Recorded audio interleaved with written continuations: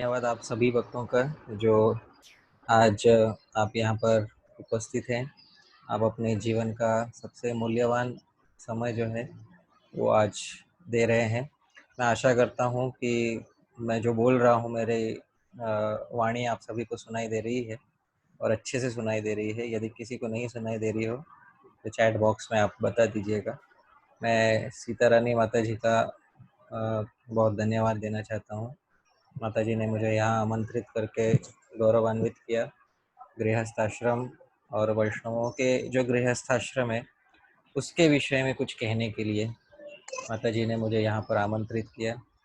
और आश्रम ये वैदिक परंपरा है, तो वो भी वैदिक आपके परंपरा साथ। पे कुछ कहने के लिए, वैदिक परंपरा के विषय में कुछ कहने के लिए माताजी ने यहाँ आमंत्रित किया है मुझे। उसके लिए मैं बहुत बहुत धन्यवाद देता हूँ माताजी को। माताजी स्वयं, माताजी और प्रभु जी स्वयं जो है बहुत अच्छे से गृहस्थ आश्रम में रहते हुए अनेक सेवाएं प्रदान कर रहे हैं वैष्णवों को, और गुरुजनों को भी बहुत अनेक सेवाएं प्रदान कर रहे हैं। मैं जब घर पे आया था माताजी और प्रभु जी के, तो उस समय मैंने देखा था कि दोनों अनेक सेवाओं में लगे हुए हैं और बहुत अच्छा प्रचार कर रहे हैं। जो कांग्रीगेशन है उसको बहुत अच्छे से जो है सुचारू रूप से चलाने का प्रयास कर रहे हैं। वो देखकर मुझे बहुत आनंद हुआ था। दोनों बधाई के पात्र हैं और मैं दोनों को प्रणाम करता हूँ, क्योंकि मैंने उनसे बहुत सारी चीज़ें सीखी हैं कि गृहस्थ आश्रम में रहते हुए भी अच्छे से प्रचार कैसे करें। तो मैं पुनः धन्यवाद देना चाहूँगा। आप सब जो आज उपस्थित हुए हैं, आप सभी को भी मैं धन्यवाद देना चाहूँगा, क्योंकि जब कोई भी कथा या प्रवचन होता है तो उसमें श्रोता और वक्ता में जो श्रोता का महात्म्य अधिक होता है। श्रोता का महात्म्य इसलिए अधिक होता है क्योंकि यदि किसी कथा में वक्ता नहीं आए तो शायद किसी और को वक्ता बना लिया जाएगा, बट अगर किसी कथा में श्रोता ही नहीं आए तो वो कथा नहीं हो पाएगी। तो आप सब आज श्रोता रूप से उपस्थित हैं। आपने कथा को श्रोता रूप से उपस्थित रहकर गौरवान्वित किया। आप सभी को पुनः धन्यवाद। शिष्ट परंपरा है कार्यक्रम के आरंभ में मंगलाचरण करना चाहिए, तो मंगलाचरण से आरंभ करेंगे। आप सभी को ये श्लोक मालूम होंगे, आप सभी मेरे साथ गा सकते हैं। ओम अज्ञानतिमिरान्धस्य ज्ञानाञ्जनशलाकया चक्षुरुन्मीलितं येन तस्मै श्रीगुरवे नमः। श्रीचैतन्यमनोभीष्टं स्थापितं येन भूतले सोऽयं रूपः कदा मह्यं ददाति स्वपदान्तिकम्। वन्देऽहं श्रीगुरोः श्रीयुतपदकमलं श्रीगुरून् वैष्णवांश्च श्रीरूपं साग्रजातं सहगणरघुनाथान्वितं तं सजीवं साद्वैतं सावधूतं परिजनसहितं कृष्णचैतन्यदेवं श्रीराधाकृष्णपादान् सहगणललिता श्रीविशाखान्वितांश्च नमः। ॐ विष्णुपादाय कृष्णप्रेष्ठाय भूतले श्रीमते भक्तिवेदान्त स्वामिन्निति नामिने नमस्ते सारस्वते देवे गौरवाणी प्रचारिणे निर्विशेष शून्यवादी पाश्चात्यदेशतारिणे नमो महावदान्याय कृष्णप्रेमप्रदायते कृष्णाय कृष्णचैतन्य नाम्ने गौरत्विषे नमः। हे कृष्ण करुणा सिंधो दीनबंधो जगत्पते गोपेश गोपिका कांत राधा कांत नमोस्तुते। तप्त कांचन गौरांगी राधे वृंदावनेश्वरी वृषभानुसुते देवी प्रणमामि हरिप्रिये। वाञ्छाकल्पतरुभ्यश्च कृपा सिन्धुभ्य एव च पतितानां पावनेभ्यो वैष्णवेभ्यो नमो नमः। जय श्री कृष्ण चैतन्य प्रभु नित्यानंद श्री अद्वैत गदाधर श्रीवासादि गौर भक्त वृंद। हरे कृष्ण कृष्ण कृष्ण हरे हरे हरे राम राम राम हरे हरे। श्रील प्रभुपाद की जय। अनंत कोटि वैष्णव वृंद की जय। निताई गौर प्रेमानंदे। हरि हरि बोल। तो हरे कृष्णा, आप सभी का स्वागत है। आप आज यहाँ पर उपस्थित हैं और आज चर्चा का विषय है वैष्णव धर्म में गृहस्थ आश्रम, विशेष रूप से गौड़ीय वैष्णव धर्म में गृहस्थ आश्रम। तो एक श्रीमद् भागवत का एक श्लोक है, उस श्लोक से आज मैं आरंभ करना चाहूँगा। वो श्लोक मैं आप सभी को दिखाना चाहूँगा और उस श्लोक को हम पढ़ेंगे और वो श्लोक के जो अलग अलग अर्थ हैं उनको समझने का प्रयास करेंगे। फिर पश्चात आगे गृहस्थ आश्रम के विषय में आज चर्चा करेंगे, क्योंकि बात ऐसी है कि हमारे गौड़ीय वैष्णव संप्रदाय में गृहस्थ आश्रम का महत्व बहुत है। हर बार जब भी हम माला पे जप करना आरंभ करते हैं, इससे पहले हम पंचतत्व मंत्र बोलते हैं। हम सभी को मालूम है पंचतत्व मंत्र क्या है। पंचतत्व मंत्र है श्री कृष्ण चैतन्य प्रभु नित्यानंद श्री अद्वैत गदाधर श्रीवास आदि गौर भक्त वृंद। इनमें जो 5 तत्वों के नाम है वो 5 तत्व है। सबसे पहले हैं श्री कृष्ण चैतन्य, चैतन्य महाप्रभु। दूसरे हैं नित्यानंद प्रभु, प्रभु नित्यानंद। तीसरे हैं अद्वैत आचार्य। चौथे हैं गदाधर पंडित। पांचवे हैं श्रीवास। तो अब इन पांचों को अगर देखेंगे तो श्री चैतन्य महाप्रभु स्वयं संन्यास आश्रम में हैं। यद्यपि जब उनकी अर्चा विग्रह की पूजा की जाती है तो उनको गृहस्थ समझकर पूजा की जाती है। तो श्री चैतन्य महाप्रभु स्वयं संन्यास आश्रम में है। नित्यानंद प्रभु गृहस्थ आश्रम में है। श्री अद्वैत आचार्य गृहस्थ आश्रम में है। गदाधर पंडित संन्यास आश्रम में है और श्रीवास गृहस्थ आश्रम में है। तो 5 में से 3 तो गृहस्थ आश्रम में हो गए, ये बात है। तो पंचतत्व में ही, जिसको हम अंग्रेजी में कहते हैं मेजॉरिटी, वो पंचतत्व में मेजॉरिटी ही गृहस्थ आश्रम में स्थित है। और वे अंत तक, मतलब जब तक उन्होंने पृथ्वी पर लीला की तब तक गृहस्थ आश्रम में ही स्थित रहे। तो जब पंचतत्व मंत्र में ही गृहस्थों का जो है गृहस्थ अधिक मात्रा में है, तो हमें जानना चाहिए कि गौड़ीय वैष्णव संप्रदाय में गृहस्थ आश्रम क्या है और गृहस्थ आश्रम का क्या महत्व है, इसे समझने का प्रयास करना चाहिए। आज इसी विषय पर कुछ कहने के लिए मुझे यहाँ पर आमंत्रित किया गया है। तो मैं श्रीमद् भागवत के एक श्लोक से आरंभ करना चाहूँगा। श्रीमद् भागवत में एक श्लोक है, तीसरे स्कंध में 14वें अध्याय में 18वां श्लोक। यह श्लोक आप सभी के सामने है। मैं इस श्लोक को पढ़ूंगा, फिर प्रभुपाद जी के द्वारा दिया हुआ अनुवाद हम पढ़ेंगे। सर्वाश्रमानुपादाय स्वाश्रमेण कलत्रवान् व्यसनार्णवमत्येति जलयानैर्यथार्णवम्। तो इसका अनुवाद प्रभुपाद जी ने क्या किया है हम देखते हैं। As one can cross over the ocean with sea-going vessels, one can cross the dangerous situation of the material ocean by living with a wife. अब हिंदी में यदि हम इसका अर्थ देखना चाहें, श्रीधर स्वामी जी ने इसका अर्थ क्या किया है ये भी हमें देखना चाहिए।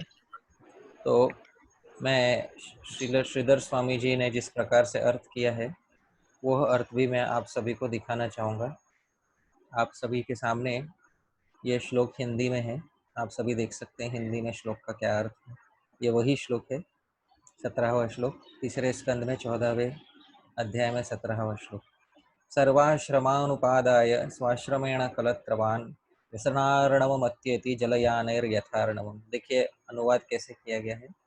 जैसे मनुष्य जहाज से समुद्र को पार कर लेता है, उसी प्रकार गृहस्थ आश्रमी अपने आश्रम के द्वारा सभी आश्रमों की सहायता करता हुआ दुख के सागर को पार कर लेता है। ये बात देखिए, एक बात बताई गई है इसमें, इस श्लोक में, कि सर्व आश्रमान उपादाय, गृहस्थ आश्रम वो आश्रम है जो सभी आश्रमों की सहायता करता है। इस संसार में सभी आश्रमों की सहायता करता हुआ वह व्यसनार्णवम, और सभी आश्रमों को व्यसनों के सागर के उस पार पहुंचा देता है। अब प्रश्न ये उठता है कि सभी आश्रमों की सहायता करता हुआ सभी आश्रमों को भवसागर के उस पार कैसे पहुंचा देता है? तो उत्तर ये है कि जिस प्रकार से जहाज सभी प्रकार के मनुष्यों को एक तरफ से दूसरे तरफ पहुंचा देता है समुद्र के, उसी प्रकार तो गृहस्थ आश्रम को जहाज से यहाँ पे तुलना की गई है। तो गृहस्थ आश्रम एक ऐसी जहाज है जिसमें बैठ के मनुष्य खुद ही पार हो जाता है, साथ ही साथ दूसरे आश्रम के लोगों को लेकर भी पार हो जाता है। ऐसा आश्रम ये गृहस्थ आश्रम है। अब ऐसा क्यों है, इस बात पर विचार करना चाहिए। ऐसा इसलिए है क्योंकि गृहस्थ आश्रम ये सभी आश्रमों का जनक माना जाता है। सभी आश्रमों का जनन मतलब सभी आश्रम के लोग जो है उनकी उत्पत्ति गृहस्थ आश्रम में ही होती है। तो गृहस्थ आश्रम बाकी सभी आश्रमों का जनक माना जाता है। खास बात ये भी है कि जब स्वयं भगवान इस संसार में प्रकट होना चाहते हैं, खासकर मनुष्य देह में प्रकट होना चाहते हैं, तो भगवान प्रकट होते हैं तो वे स्वयं भी किसी सदगृहस्थ के घर में पैदा होते हैं, किसी सदगृहस्थ के घर पर प्रकट होते हैं। जैसे भगवान श्री राम हैं, भगवान श्री कृष्ण हैं, या तो भगवान किसी खंबे से प्रकट हो जाएंगे, एक बार किसी खंबे से प्रकट हो जाएंगे, वो एक बार चलेगा। लेकिन यदि मनुष्य योनि में, मनुष्य कुल में प्रकट होना है तो किसी गृहस्थ से ही प्रकट होंगे। आज तक तो ऐसा नहीं सुना गया है कि भगवान किसी ब्रह्मचारी से या किसी सन्यासी से प्रकट हुए हैं, ये बात। तो भगवान जब भी मनुष्य लोक में प्रकट हुए हैं उस समय भगवान गृहस्थ आश्रम में ही प्रकट हुए हैं, ये बात हमें समझनी चाहिए। तो गृहस्थ आश्रम वो आश्रम है जो भगवान के प्राकट्य का स्थान है। ये वो आश्रम है जो भगवान के प्राकट्य का स्थान है। तो इसी आश्रम में भगवान प्रकट होते हैं। जैसे कपिल मुनि, कर्दम मुनि और देवहूति, इन दोनों के गृहस्थ आश्रम में ये उत्पन्न हुए, तो कर्दम मुनि के वीर्य से उत्पन्न हुए। उसी प्रकार से भगवान श्री राम ये दशरथ इनके घर में उपस्थित हुए। उसी प्रकार से भगवान श्री कृष्ण और भगवान के जो भी अवतार मनुष्य लोक में होते हैं वे सभी सदगृहस्थों के घर में पैदा होते हैं। तो ये आश्रम जो है ये सभी आश्रमों को सहायता करने वाला आश्रम है। सभी आश्रमों का जो सहायता करने वाला एक छत्र आश्रम यदि कोई है तो वो गृहस्थ आश्रम है। अब एक बात हमें समझनी चाहिए कि गृहस्थ आश्रम की महत्व क्या है, क्योंकि कभी कभी हम लोग ऐसा समझते हैं, कभी कभी इस प्रकार की धारणा हो जाती है समाज में कि गृहस्थ आश्रम ये जो है बाकी किसी आश्रम में रहने योग्य नहीं है तो वो गृहस्थ आश्रम में चला जाए। ऐसा बाकी कोई आश्रम नहीं हो जिसमें उसका योग्यता नहीं है तो वो गृहस्थ हो जाए, ऐसा लोग समझते हैं। तो बात यह है कि जो ये शब्द है आश्रम, इस शब्द की व्याख्या भी हमें समझनी चाहिए। क्योंकि कभी कभी लोग सोचते हैं कि आश्रम मतलब गृहस्थ आश्रम मतलब ये केवल भोग विलास का आश्रम बन के रह गया है, यहाँ पर जो लोग पतित है वे लोग ही इस आश्रम का सहारा लेते हैं। तो इस बात को हमें समझना चाहिए कि सभी के सभी आश्रम हैं। पहले तो आश्रम का अर्थ हमें समझना चाहिए। आश्रम का क्या अर्थ है? आश्रम के दो मुख्य अर्थ है। पहली बात यह है कि आ मतलब सम्यक, सम्यक मतलब अच्छे से, और श्रम मतलब जिसको हम हिंदी में कहते हैं मेहनत। तो जहाँ अच्छे से मेहनत करनी पड़ती है उसको कहते हैं आश्रम, आश्रम। तो जहाँ पे अच्छा मेहनत करनी पड़ती है जीवन में उसको कहते हैं आश्रम। अब ब्रह्मचारी भी आश्रम है, वानप्रस्थ भी आश्रम है, सन्यास भी आश्रम है, ये सभी श्रम करने के स्थान हैं। वैसे ही गृहस्थ भी आश्रम है। तो गृहस्थ ये भी श्रम करने का स्थान है, किंतु अन्य आश्रमों में और गृहस्थ आश्रम में अंतर ये है कि अन्य आश्रमों में जो श्रम किया जाता है वह खुद की आध्यात्मिक उन्नति के लिए अधिक होता है, और गृहस्थ आश्रम में जो श्रम किया जाता है वो सामाजिक उन्नति के लिए अधिक होता है। ये अंतर है। किंतु सामाजिक उन्नति की दृष्टि से यदि देखा जाए तो सबसे महत्वपूर्ण आश्रम ये गृहस्थ आश्रम है। इसीलिए कुछ धर्मशास्त्रों में जब आश्रमों की सूची गिनाई जाती है तो सबसे पहले ब्रह्मचारी ये नाम नहीं आता। जब आश्रमों की सूची गिनाई जाती है उस समय सबसे पहले जिस आश्रम का नाम आता है उस आश्रम का नाम है गृहस्थ आश्रम। तो यद्यपि हमने साधारणतः सुना होगा कि सबसे पहला आश्रम ब्रह्मचारी आश्रम है, लेकिन बहुत सारे धर्मशास्त्र ऐसे हैं जिनमें सबसे पहले जो आश्रम गिनाया गया है वो है गृहस्थ आश्रम। और ये इसलिए गिनाया गया है सबसे पहले क्योंकि इस आश्रम का महत्व सामाजिक दृष्टि से सबसे अधिक है। एक स्थान जहाँ पर गृहस्थ आश्रम का नाम पहले लिया गया है वो है आपस्तंभ धर्मसूत्र। तो आपस्तंभ धर्मसूत्र के अनुसार 4 आश्रम गिनाए गए हैं, जिसमें से सबसे पहला आश्रम गारहस्थ आश्रम बोला गया है। सबसे पहला आश्रम क्यों बोला गया? क्योंकि आयु के अनुसार सबसे पहले ब्रह्मचारी आश्रम होता है, किंतु समाज में जो महत्व है उसके अनुसार गृहस्थ आश्रम सबसे पहला आता है। क्योंकि ब्रह्मचारी जो है उसके नियम यदि देखेंगे, कभी कभी लोग बोलते हैं ब्रह्मचारी आश्रम बहुत आसान है और ब्रह्मचारी आश्रम में रहेंगे तो बहुत सुख से रहेंगे, और ब्रह्मचारी आश्रम में कोई क्लेश नहीं होगा। ऐसा बहुत बार प्रचार किया जाता है, अनेक बार प्रचार किया जाता है इस प्रकार से। पर बात यह है कि ऐसी इस प्रकार का जो प्रचार किया जाता है, इस प्रचार में जो आश्रम ये जो शब्द है वो आश्रम शब्द की व्याख्या ठीक से नहीं की जाती। ब्रह्मचारी भी बहुत अत्यधिक श्रम का स्थान है, अत्यधिक श्रम का स्थान है। और यदि कोई इस बात में विश्वास न रखे तो वह श्रीमद् भागवत में ब्रह्मचारी आश्रम क्या है, ये ब्रह्मचारी आश्रम की परिभाषा स्वयं देख ले। तो मैं आपको दिखाना चाहता हूँ सप्तम स्कंद में ब्रह्मचारी आश्रम की क्या परिभाषा है। ये सप्तम स्कंद में 12वें अध्याय में 12वें अध्याय में प्रभुपाद जी इसके विषय में ब्रह्मचारी आश्रम के विषय में कुछ कहते हैं, और इसको मैं यहाँ पे दिखाना चाहता हूँ प्रभुपाद जी क्या कहते हैं। प्रभुपाद जी आरंभ में ही थोड़ा सा सारांश दे देते हैं अध्याय का, वो सारांश ही पढ़ लेते हैं क्योंकि अध्याय में यही सब आने वाला है। तो सबसे पहले प्रभुपाद जी कहते हैं brahmachari should live under the care of the true spiritual master. सबसे पहले ब्रह्मचारी को गुरु के मार्गदर्शन में ही, गुरु के सानिध्य में ही रहना चाहिए, सबसे पहली बात यह है। अच्छा, प्राचीन काल में बात यह है, प्राचीन काल में सन्यासी को कोई आश्रम या मठ बनाने की अनुमति नहीं थी। तो प्राचीन काल में सन्यासी, और विशेष रूप से जो सन्यासी है वो यहाँ से वहाँ जो है वो भ्रमण करते थे। सिर्फ चातुर्मास के समय एक जगह पर रुके रहते थे, बाकी अन्यत्र सभी समय सन्यासी भ्रमण करते थे। तो कोई भी मठ या मंदिर बनाने के लिए वो वहाँ अधिक अवकाश नहीं था। तो प्राचीन काल में जब किसी को ब्रह्मचारी बन के सीखना होता था तो उसको गुरु के घर में रहना है। अच्छा, गुरु के घर में रहना है, पर गुरु का तो, अगर गुरु सन्यासी है तो उसका तो घर ही नहीं हो सकता। क्यों? क्योंकि उसने तो समाज का त्याग कर दिया है, तो घर कैसे होगा उसका।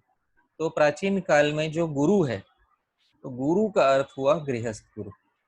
तो प्राचीन काल में जो सारे ब्रह्मचारी है, सारे के सारे ब्रह्मचारी ये गृहस्थ गुरु के आश्रम में रहते थे। जैसे सबसे अच्छा उदाहरण यह है कि कृष्ण और बलराम। तो कृष्ण और बलराम जब उन्होंने स्वयं वेद विद्या ग्रहण करना चाहा तो आप सभी जानते हैं कि कौन से ऋषि के आश्रम में वे रुके थे। तो हम जानते हैं कि कृष्ण और बलराम सांदीपनि मुनि इनके आश्रम में रुके थे। अब सांदीपनि मुनि कौन से आश्रम, वो उन गृहस्थ थे, ये हम सभी जानते हैं। तो ये सभी दोनों ब्रह्मचारी कृष्ण और बलराम ये रोज ब्रह्मचारी होते हुए भी गृहस्थ को प्रणाम करते थे। क्यों? क्योंकि ब्रह्मचारी का जो गुरु है, मूल रूप से जो प्राचीन काल में ब्रह्मचारी के गुरु है वह गृहस्थ आश्रम के व्यक्ति ही होंगे। तो गृहस्थ आश्रम में स्थित ब्राह्मण ही ब्रह्मचारी के गुरु होंगे। अच्छा, अब ऐसे गुरु के साथ ब्रह्मचारी ने कैसा व्यवहार करना चाहिए, क्योंकि वो गुरु गृहस्थ आश्रम में है, ब्रह्मचारी उनके घर पे रह रहे हैं, तो ऐसे ब्रह्मचारी ने गृहस्थ के साथ कैसा व्यवहार करना चाहिए। वहाँ प्रभुपाद जी लिखते हैं, giving him sincere respect and obeisances.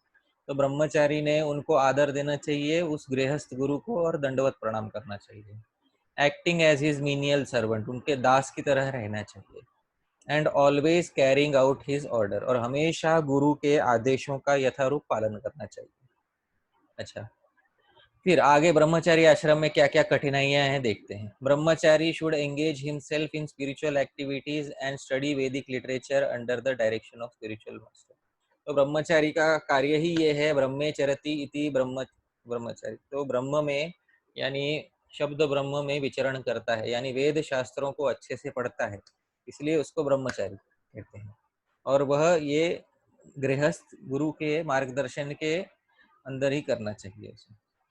According to ब्रह्मचर्य सिस्टम, अच्छा ब्रह्मचारी का जीवन देखिए, क्योंकि कभी कभी आजकल ऐसा प्रचार किया जाता है कि ब्रह्मचारी ये बहुत आसान आश्रम है, घर में गृहस्थी में जाओगे तो दुख पाओगे। बात यह है, सभी आश्रम श्रम करने के स्थान है, सभी आश्रमों में मनुष्य को श्रम करना है। तो ब्रह्मचारी में क्या श्रम करना है, he should dress with a belt, पहले तो मेखला पहन के रहना है।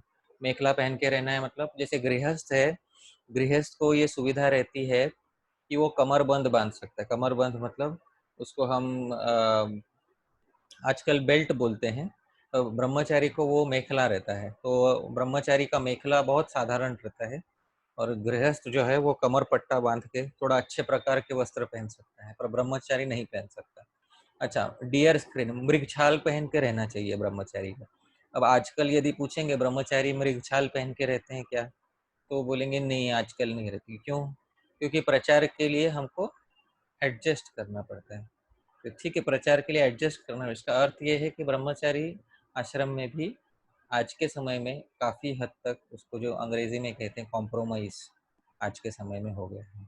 अच्छा, आगे ब्रह्मचारी के विषय में क्या लिखा है, मैटेड हेयर, वो जटा बांध के रखना चाहिए। एंड बियर अ दंडा, ब्रह्मचारी को एक दंड होना चाहिए उसके हाथ में। फिर वाटर पॉट, कमंडल होना चाहिए, और जनेऊ होना चाहिए उसके, सेक्रेट थ्रेड। बस इतना उसके है, उसके पास और कुछ नहीं हो, ना उसका बैंक बैलेंस होना चाहिए, ना और कुछ नहीं हो सकता उसका। ना उसके पास कंप्यूटर हो सकता है, ना उसके पास बैंक बैलेंस हो सकता है, ना उसके पास फोन हो सकता है, ना उसके पास और कुछ नहीं हो सकता। उसके पास 4 वेद हो सकते हैं, मेखला हो सकता है, मृगछाल हो सकती है, जटा है, दंड है, कमंडल और उपवीत है। बस इतना है ब्रह्मचारी के पास, और वो गुरु के घर में रहते हैं। और उसको प्रतिदिन he should collect arms in the, प्रतिदिन भिक्षा मांगनी है गुरु के लिए। तो वो भिक्षा भी मांग के लाएगा तो वो खुद के लिए नहीं रख सकता, ऐसी बात ब्रह्मचारी के लिए ही है। तो जो ऐसा समझते हैं कि भाई ब्रह्मचारी आश्रम बहुत आनंद का स्थान है, उन्हें ये देखना चाहिए कि ब्रह्मचारी आश्रम के वास्तविक शास्त्रों में नियम क्या दिए हुए हैं। ये नियम मैं अभी यहाँ पे पढ़ के, and in the evening whatever alms he has collected he should offer to the spiritual master, मतलब सारे के सारे जो भी भिक्षा मांग के लाए हैं वो गुरु को समर्पित कर देना है। अच्छा, brahmachari should accept prasad upon the order of the spiritual master, brahmachari बिना गृहस्थी गुरु के आदेश के ब्रह्मचारी कभी प्रसाद ग्रहण न करे, कभी, जब गुरु बोले तब प्रसाद ग्रहण करे, उससे पहले नहीं। And if the spiritual master sometimes forget to order the disciple to eat, the disciple should not take prasad on his own initiative, rather he should fast. किसी दिन यदि गृहस्थी गुरु जो है भूल जाए बोलना कि वे प्रसाद लो, तो उस दिन ना ले, वे उस दिन उपवास करे।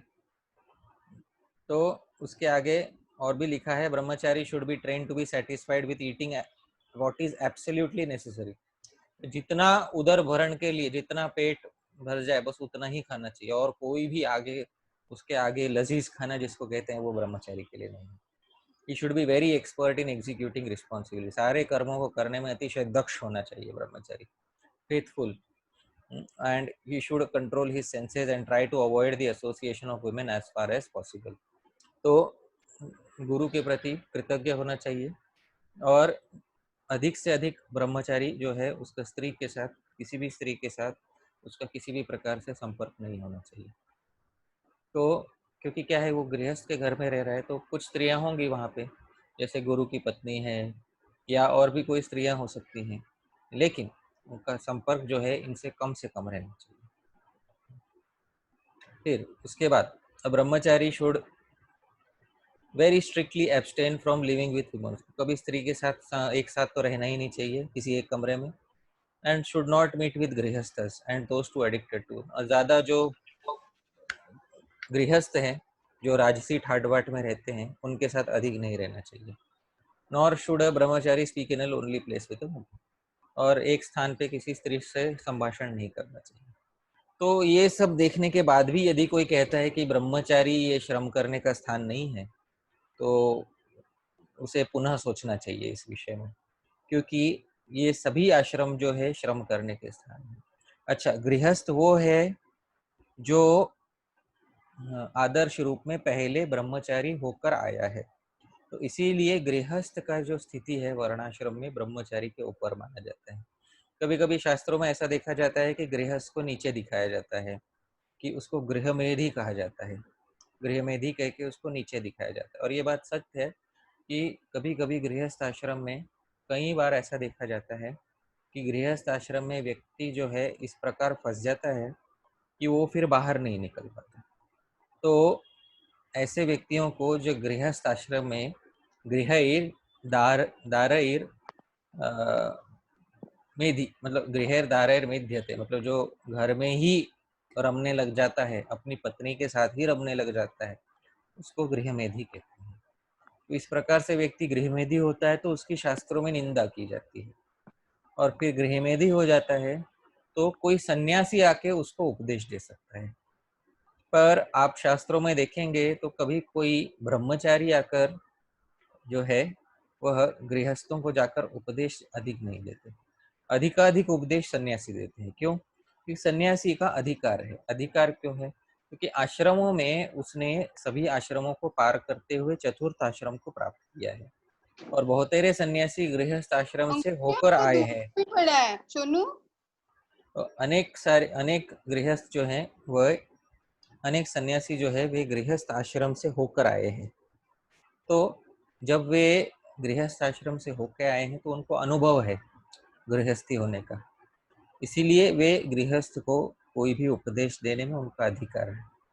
पर अधिकांश ब्रह्मचारी जो है उनको गृहस्थ आश्रम का अनुभव नहीं है, और वो अनुभव न होने के कारण शास्त्रों में हम देखेंगे अधिकांश उपदेश जो है वे सन्यासियों के द्वारा या परमहंसों के द्वारा दिए जाते हैं। जैसे नारद मुनि है, नारद मुनि परमहंस है, तो परमहंस होने के बाद उन्होंने वो गृहस्थों को जो चाहिए वो उपदेश दे सकते हैं। सुखदेव गोस्वामी परमहंस है, वो उनको ब्रह्मचारी आश्रम से गुजरने की आवश्यकता नहीं, स्वयं परमहंस है। सारे सन्यासी भी सुखदेव गोस्वामी को प्रणाम करते हैं। तो आप देखेंगे श्रीमद् भागवत में सन्यासी जो है गृहस्थ को उपदेश देते हैं, परमहंस जो है गृहस्थ को उपदेश देते हैं। पर ब्रह्मचारी को स्वयं किसी गृहस्थ गुरु के नीचे रहना है, ये बात समझनी चाहिए। स्वयं किसी गृहस्थ गुरु के नीचे रहना है क्योंकि वेद सीखना है। अच्छा, गृहस्थ गुरु के नीचे क्यों? किसी सन्यासी गुरु के नीचे क्यों नहीं रह सकता? तो आजकल सन्यासी गुरु से भी दीक्षा ले सकता है, पर प्राचीन काल में ब्रह्मचारी को जो पढ़ना रहता था उसको वेद पढ़ना होता था। अब वेद जो है, वेद पढ़ना और वेद पढ़ाना, ये वेद का पठन और पाठन, ये दोनों जो है ये गृहस्थ के घर में संभव है। सन्यासी के घर में, सन्यासी का तो घर ही नहीं होता, सन्यासी के साथ संभव नहीं है वेद पढ़ना। सन्यासी के साथ संभव है वेदांत पढ़ना, वेद पढ़ना नहीं। क्यों? क्योंकि वेदों में मुख्यतः यज्ञ की बात आई है। अब यज्ञ करना है मतलब अग्नि जलाना होगा, और अग्नि में अधिकार मुख्य रूप से गृहस्थ का होता है। आप देखेंगे सन्यासी का, प्राचीन काल में सन्यासी का अग्नि में अधिकार नहीं माना जाता है। सन्यासी का अधिकार अग्नि जलाने में नहीं है। आप देखेंगे श्री चैतन्य महाप्रभु स्वयं सन्यासी थे। श्री चैतन्य महाप्रभु ने स्वयं ने कभी कोई भोजन नहीं पकाया, कभी नहीं पकाया। क्यों? क्योंकि सन्यासी कभी अग्नि नहीं, सन्यासी को अनग्नि या निरग्नि कहते हैं। प्राचीन काल में सन्यासी को निरग्नि कहते हैं। निरग्नि मतलब सन्यासी स्वयं अग्नि नहीं जलाते। अग्नि में मुख्यतः अधिकार यह है गृहस्थ का होता है। ब्रह्मचारी गृहस्थ की सहायता करता है, गृहस्थ गुरु की सहायता करता है, क्योंकि सीख रहा है वो गृहस्थ गुरु के मार्गदर्शन में। तो ब्रह्मचारी गृहस्थ गुरु की सहायता करता है। और वानप्रस्थी और सन्यासी, यह विरक्त हो चुके हैं। तो वानप्रस्थी फिर भी वानप्रस्थी के साथ उसकी पत्नी हो सकती है, तो उतना उसका थोड़ा बहुत खाना बनाने के लिए उसको अग्नि में जला सकते हैं, लेकिन सन्यासी तो अग्नि में बिल्कुल अधिकार नहीं होती, वो अधिकार से परे निकल चुके हैं। तो यज्ञ सीखना है तो वो गृहस्थ गुरु के घर में ही सीखना होगा।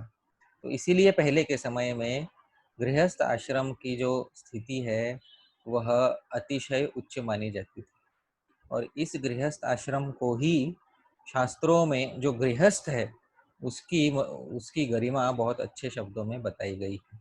अच्छा, शास्त्रों में क्या क्या कहा गया है गृहस्थ आश्रम के विषय में, ये भी हमको समझना चाहिए। क्या कहा गया है, एक चैतन्य महाप्रभु की उक्ति देखते हैं। मैं चैतन्य महाप्रभु की एक उक्ति चैतन्य चरितामृत में है, ये मैं उक्ति आपको दिखाना चाहता हूँ, क्योंकि चैतन्य महाप्रभु कहते हैं गृहस्थ आश्रम का क्या अर्थ है। चैतन्य महाप्रभु जब स्वयं गृहस्थ आश्रम में प्रवेश करना चाहते थे, तो उन्होंने गृहस्थ आश्रम के विषय में एक श्लोक बोला था। ये श्लोक मैं आप सभी को दिखाना चाहूँगा, आप सभी के स्क्रीन पे मैं शेयर कर रहा हूँ, आप देखिए चैतन्य महाप्रभु ने क्या कहा है। चैतन्य महाप्रभु कहते हैं, चैतन्य चरितामृत आदि लीला 15वें अध्याय में 27वां श्लोक है, न गृहं गृहमित्याहुर्गृहिणी गृहमुच्यते तया ही सहितः सर्वान् पुरुषार्थान् समश्नुते। तो चैतन्य महाप्रभु क्या कहते हैं, न गृहम गृहम इत्याहुर, सिर्फ घर को, खाली घर को घर नहीं कहते, सिर्फ खाली घर को घर नहीं कहते। तो गृहिणी गृहम उच्यते, वो घर में गृहिणी होगी, कोई स्त्री होगी तब उसको घर कहेंगे। वो जब तक घर में स्त्री नहीं होगी, गृहिणी नहीं होगी, तब तक वो घर घर नहीं, वो एकदम वो जिसको उजाड़ कहते हैं, उजाड़ घर या उजाड़ बंगला जैसे रहता है वैसा हो जाएगा वो। न गृहम गृहम इत्याहु, तो केवल खाली घर को घर नहीं कहते, गृहिणी गृहम उच्यते, वास्तव में गृहिणी के साथ ही जो है वह घर कहलाता है। तया ही सहितः सर्वान् पुरुषार्थान् समश्नुते, तया ही सहित, उस गृहिणी के साथ, स्त्री के साथ ही सर्वान पुरुषार्थान समश्नुते, व्यक्ति जीवन के सभी पुरुषार्थों को प्राप्त कर सकता है। देखिए, सर्वान पुरुषार्थान, सभी पुरुषार्थों को, तो सभी पुरुषार्थ कौन से हैं, धर्म, अर्थ, काम, मोक्ष, ये 4 पुरुषार्थों को प्राप्त कर सकता है। ब्रह्मचारी सभी पुरुषार्थों को नहीं प्राप्त कर सकता। क्यों नहीं प्राप्त कर? ब्रह्मचारी धर्म कर सकता है, ब्रह्मचारी को मोक्ष मिल सकता है, पर अर्थ और काम ये ब्रह्मचारी नहीं प्राप्त कर सकता। वानप्रस्थी, उसने कमाना छोड़ दिया है, वानप्रस्थी का काम छूट गया है, तो वानप्रस्थी भी अर्थ और काम जो है वह नहीं प्राप्त कर सकता। सन्यासी तो अर्थ और काम उसका तो कोई लेना देना ही नहीं है सन्यासी का। एक ही आश्रम है जिसमें सर्वान पुरुषार्थान समश्नुते, सारे पुरुषार्थ एक साथ प्राप्त किए जा सकते हैं। वो कौन सा आश्रम है, वो गृहस्थ आश्रम। देखिए प्रभुपाद जी के अनुवाद में क्या कहा गया है।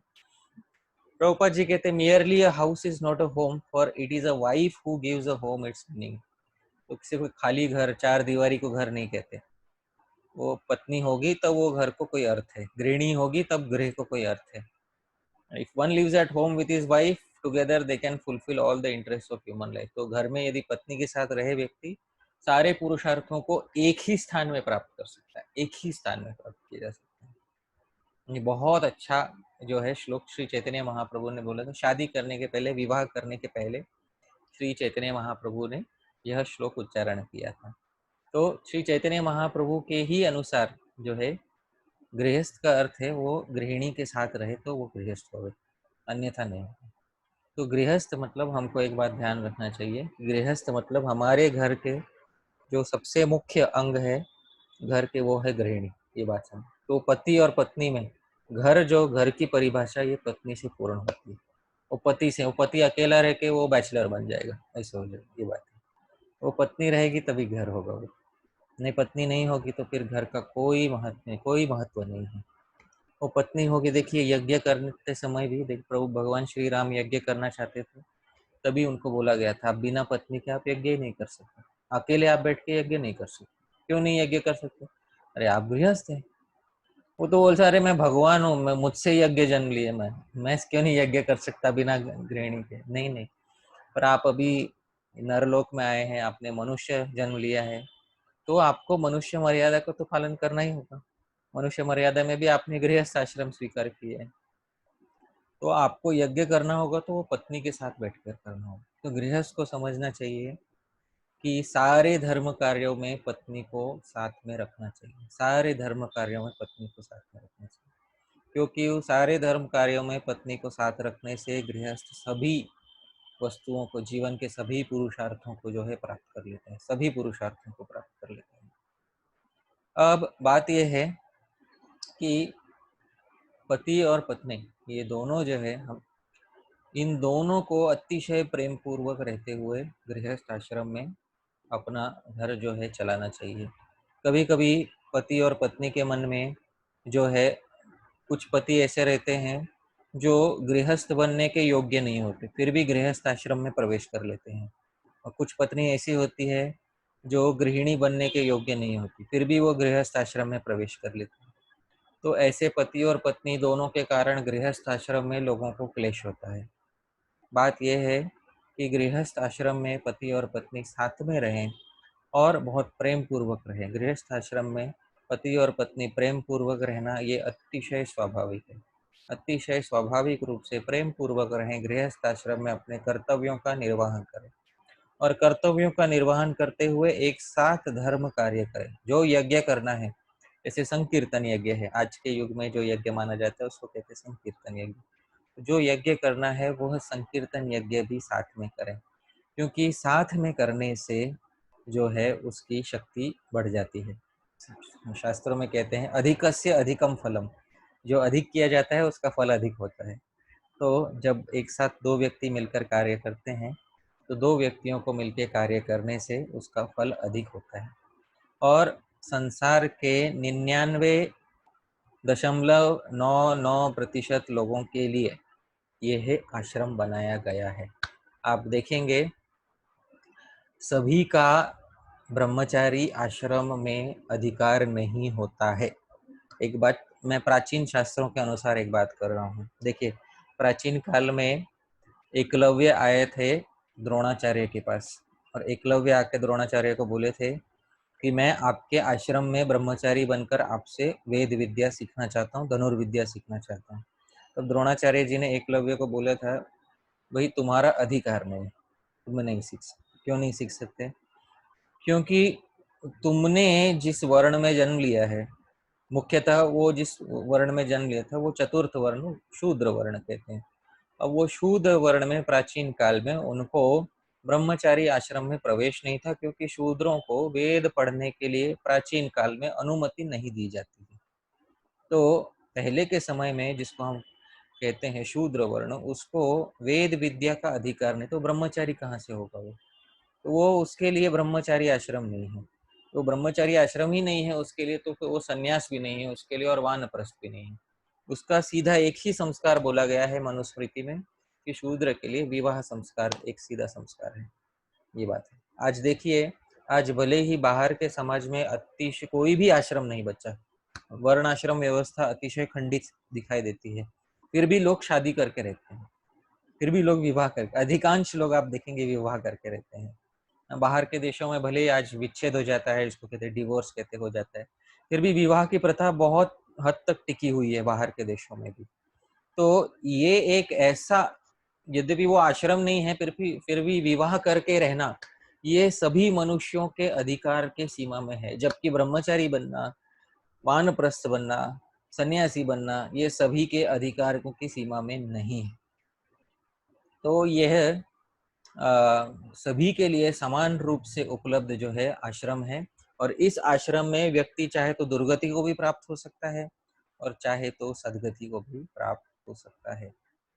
अच्छा, अब इससे आगे शास्त्रों में और भी कुछ बातें कही गई है। ये जो हमने चैतन्य महाप्रभु को जो ये हमने कहते हुए सुना, न गृहम गृहमित्याहुर गृहिणी गृहमिच्छते तया ही सहित सर्वान पुरुषार्थान समश्नुते, ये वास्तव में वेदों से आया है। ऋग्वेद में तीसरे मंडल में 53वां जो सूक्त है उसमें चौथी ऋचा है, तो 3, 53, 4 में ऋग्वेद में बताया गया है, जाये दस्तम मगवन, मतलब हे इंद्र, गृहिणी ही गृह है, ये ऐसा ऋग्वेद में स्पष्ट रूप से कहा गया है। तो ये जो ऋग्वेद में बताया गया था वही चैतन्य महाप्रभु जो है वो यहाँ पर बोलते हैं। अच्छा, महाभारत में जो है व्यासदेव जी ने एक बहुत अच्छा श्लोक लिखा है, और ये श्लोक मैं पढ़ूंगा, आप सब सुनिएगा। बोलते हैं, द्वाव एव न विराजेते विपरीतेन कर्मणा गृहस्थश्च निरारंभः कार्यवांश्चैव भिक्षुकः। बोलते द्वाव एव न विराजेते, ये दो प्रकार के लोग हैं जो समाज में शोभा प्राप्त नहीं करते। अच्छा, क्यों? विपरीतेन कर्मणा, क्योंकि इनके कर्म विपरीत है, इनके कर्म उल्टे कर रहे हैं। अच्छा, कौन दो प्रकार के लोग हैं? बोलते हैं गृहस्थश्च निरारंभः, एक वो है जो गृहस्थ है पर कोई कार्य ही नहीं कर रहा, मतलब अकर्मण्य बना घर पे एक ऐसा ही बैठा है। और कार्यवांश चैव भिक्षुक, और एक सन्यासी है जो बहुत सारे काम कर रहा है, तो प्रपंच में लगा हुआ है, ऐसा सन्यासी। ये दो प्रकार के लोग समाज में शोभा नहीं प्राप्त करते। पहला जो गृहस्थ आलसी बना बैठा है, दूसरा जो सन्यासी प्रपंच में लगा हुआ है। ये दो प्रकार के व्यक्ति कभी भी शोभा नहीं प्राप्त करते। तो इसीलिए गृहस्थ की मर्यादा ये है कि वो जब घर में रहे तो वो हमेशा कुछ ना कुछ कार्य रहे, कार्यवांश चाहिए, हमेशा कार्य करता रहे, कर्मण्य रहे, अकर्मण्य न रहे कभी। मतलब घर को चलाने के लिए हमेशा कुछ ना कुछ जो है उसको प्रयास करना चाहिए। अच्छा, और एक और बात कही गई है कि व्यासदेव जी ने महाभारत में ही शांति पर्व में एक और जगह पे कहा है, समीक्ष तुलया पार्थ कामम स्वर्ग च भारत अयम पंथा महर्षिणाम इयम लोक विदाम गति।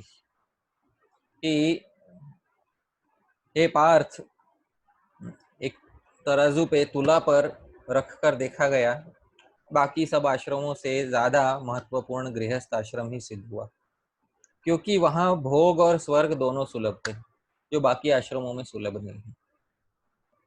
तो इसीलिए ये निर्णय किया गया है मुनियों ने कि ये आश्रम सबसे उत्तम आश्रम इसलिए है क्योंकि यहाँ पर केवल धर्म और मोक्ष नहीं, बाकी सभी आश्रमों में धर्म और मोक्ष है, पर यहाँ पर अर्थ और काम भी मनुष्य को मिलते हैं, और जो कि जीवात्मा की प्रवृत्ति रहती है, अर्थ और काम। You just drop me a mail right away. And thank you so much, Sharon. I think we'll.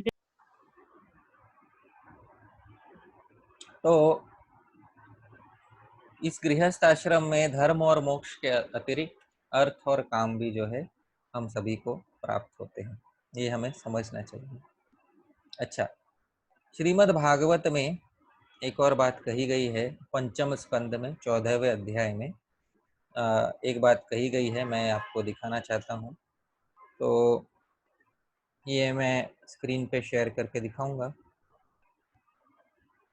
यहाँ पे देखिए, यहाँ पे कहा गया है पंचम स्कंद चतुर्दश अध्याय 14वां अध्याय, और ये जो चौथा गद्य है उसमें कहा गया है गृहाश्रम कर्म क्षेत्रम।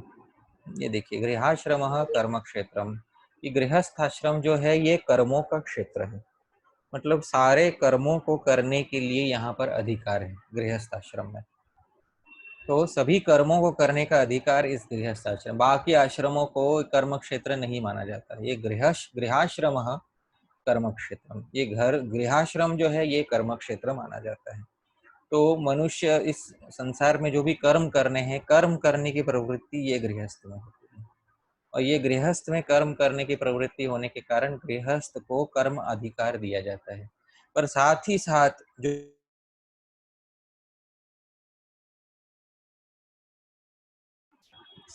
साथ जो वैष्णव गृहस्थ होते हैं, वे वैष्णव गृहस्थ जो हैं उनको कर्म अधिकार से ऊंचा एक और अधिकार होता है जिसको कहते हैं भक्ति अधिकार। तो वो भक्ति अधिकार वैष्णव गृहस्थों को प्राप्त होता है। सामान्य रूप से भक्ति अधिकार सभी वैष्णवों को प्राप्त है, पर भक्ति अधिकार वैष्णव गृहस्थों को भी प्राप्त होता है। वैष्णव गृहस्थों को सिर्फ कर्म अधिकार नहीं होता है, वैष्णव गृहस्थों को भक्ति अधिकार भी प्राप्त होता है। इसलिए वैष्णव गृहस्थों को ये बहुत अच्छी सुविधा है कि वे जो है अर्थ यानी धन कमा सकते हैं, काम और शास्त्रों में विहित जो उनके लिए काम है उसकी पूर्ति कर सकते हैं। पर ये सब करते करते वह भगवान की सेवा में लग सकते हैं। और भगवान की सेवा में यदि लगेंगे, ये सब उनके जो धर्म और काम, धर्म अर्थ काम, ये सारी इच्छाएं पूर्ण होने के साथ साथ वह मोक्ष की इच्छा भी यदि होगी तो वो उनकी पूरी हो सकती है। पर बाकी आश्रमों में अर्थ और काम की इच्छा रखना वर्जित माना गया है। ब्रह्मचारी नहीं रख सकते, बिल्कुल नहीं रख सकते। वो ब्रह्मचारी वैष्णव भी हो, वो सन्यासी वैष्णव भी हो, फिर भी उनको अर्थ और काम की इच्छा के लिए मना किया गया, शास्त्रों में ना बोला गया है। पर गृहस्थ हो तो वो गृहस्थ सकाम हो सकता है। सकाम मतलब इच्छाओं सहित हो सकता है। और सकाम से धीरे धीरे वैष्णव गृहस्थ आश्रम में रहकर वह निष्काम भाव की तरफ प्रगति कर सकता है। अंततोगत्वा सभी को निष्काम बनना ही है, किंतु गृहस्थ आश्रम में उसकी सुविधा अधिक है। अच्छा, अंत में एक बात कहना चाहूंगा। गृहस्थ आश्रम में एक कार्य है जो बहुत महत्वपूर्ण माना जाता है। वो कार्य क्या है? महत्वपूर्ण कार्य क्या है? वह महत्वपूर्ण कार्य है अपने ऋणों को चुकाना। देखिए, आज का युग ऐसा है कि आज के युग में लोग ये मानते हैं कि हम तो भाई जैसे पैदा हुए हमारा हमारे सर पे किसी का कोई ऋण नहीं है, ऐसा लोग मानते हैं। हम इसको अंग्रेजी में कहते हैं इंडिपेंडेंट है हम लोग, हम जैसे जीना चाहते हैं वैसे जीने के लिए हम स्वाधीन हैं। पर बात यह है, शास्त्रों में एक बात बताई गई है कि सभी लोगों के ऊपर, चाहे वो ब्रह्मचारी हो, चाहे वो गृहस्थ हो, सभी जिन्होंने यहाँ पे जन्म लिया है, मनुष्य संसार में जन्म लिया है, उन सभी लोगों के ऊपर ऋण होते हैं। बहुत सारे ऋण होते हैं, पैदा होते ही ऋण होते हैं। क्यों ऋण होते हैं? क्योंकि पैदा होते ही 5 लोगों के ऋण जो है वो 5 प्रकार के ऋण हमारे सर पे आते हैं। कौन से 5 प्रकार के ऋण हैं? ये वेद शास्त्रों में ही दिए हैं। सबसे पहला है पितृ ऋण। पितृ ऋण मतलब जो हमारे माता पिता है और जो हमारे पूर्वज हैं, इनका ऋण हमारे ऊपर है। क्यों ऋण है? इनके कारण हमें जन्म मिला। यदि माता पिता चाहते तो हमें जन्म नहीं देते जन्म, पर दिया है जन्म, वो जन्म देने के कारण वो ऋण हमारे सर पे चढ़ जाता है। वो चाहे ब्रह्मचारी ही क्यों ना, उसका ऋण चुका नहीं है। तो ये पहला ऋण है सभी मनुष्यों के ऊपर। दूसरा है देवताओं का ऋण। देवताओं के ऋण क्यों है? क्योंकि देवता हमारे जीवन में हमारी बहुत सहायता करते हैं। क्या सहायता करते हैं? हमारे रोज के कार्यों में, चाहे ब्रह्मचारी हो, गृहस्थ हो, वानप्रस्थी हो, सन्यासी हो, रोज के कार्यों में देवता जो है हमारी मदद करते हैं। साधारण एकदम सरल उदाहरण देता हूँ। जैसे हमारे अंगों का संचालन करना है, कोई अंग भी चलाना हो तो सभी अंगों के जो है अभिमानी देवता होते हैं। वो अभिमानी देवता जब सहायता करते हैं तब जाके वह अंग चलता है, अन्यथा वह अंग नहीं चल पाएगा ठीक से, अंग विकल हो जाएगा। जैसे मेरी इच्छा हुई कि मुझे अपना दायां हाथ जो है उठाना है, तो मैं अपनी इच्छा से उठा लेता हूँ, पर वह अभिमानी देवता सहायता करते हैं, जो हाथ में बैठकर उसकी सहायता कर, तब जाके ये संभव हो पाता है। कल को यदि मुझे ऐसा हो जाए कि लकवा हो जाए, तो इच्छा होने पर भी मैं हाथ ना उठा पाऊंगा। क्यों? क्योंकि शरीर में स्थित अभिमानी देवता इच्छा होने पर भी, हमारी इच्छा होने पर भी इस समय सहायता नहीं कर रहे हैं। तो शरीर में सभी देवता होते हैं, अनेकानेक देवताओं का निवास होता है। वरुण है, मित्र है, अग्नि है, जठराग्नि। किसी की जठराग्नि अतिशय मंद पड़ जाती है तो वो व्यक्ति को कुछ भी हजम नहीं होता खाना। तो उसका अर्थ ये है कि शरीर में देवता जो है उनके वो ठीक से कार्यरत नहीं है।